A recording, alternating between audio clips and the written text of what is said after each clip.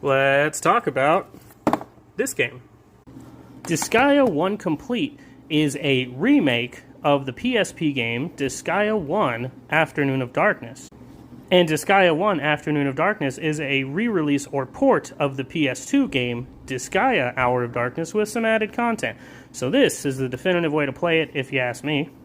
Now, if you couldn't tell, Disgaea 1 is anime as all hell. And if you've ever played a tactics game like Fire Emblem, you'll know what kind of to expect with the gameplay. It's like that, but a bit different. You're on a grid system, and then you move your units around to attack the units that are on the opposing side of the field, defeat all the enemies on the field or complete whatever objective it is, and then you win, go on to the next level. Like most JRPGs, this game does have a story, and in my opinion, when it comes to Disgaea, this is the best it gets. From here, it only kind of gets goofier and less serious.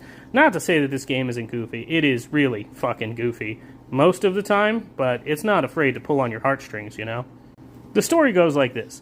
Our main man here, Laharl, was the prince of the Netherworld, you know, the son of the king of the Netherworld, and he was sleeping for a long time. I forget exactly how long, but then this girl here, Etna, which is kind of like his right-hand man, wakes him up one day and is like, hey, your dad died while you were sleeping. And he's like, oh shit, I guess that makes me the king. And now everybody is gunning for his spot.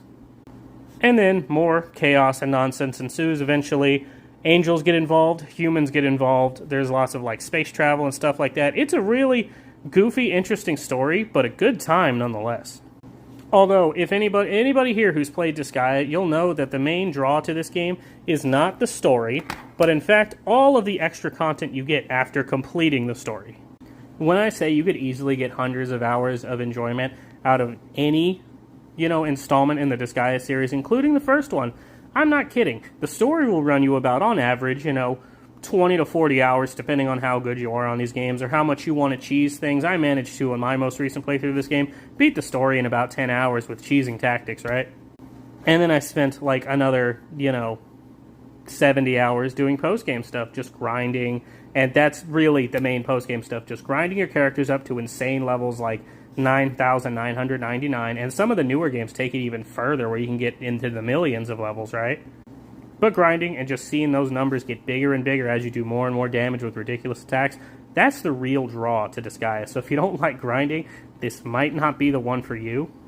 However, personally, I really do like grinding in my JRPGs. It's something that I can just kind of zen out to and go through the motions and have a good time. So keep that in mind. At the end of the day, I understand this game's not for everybody, so I'm going to go ahead and give it a 7 out of 10. Though personally, for me, I think this game's closer to a 9. So, yeah.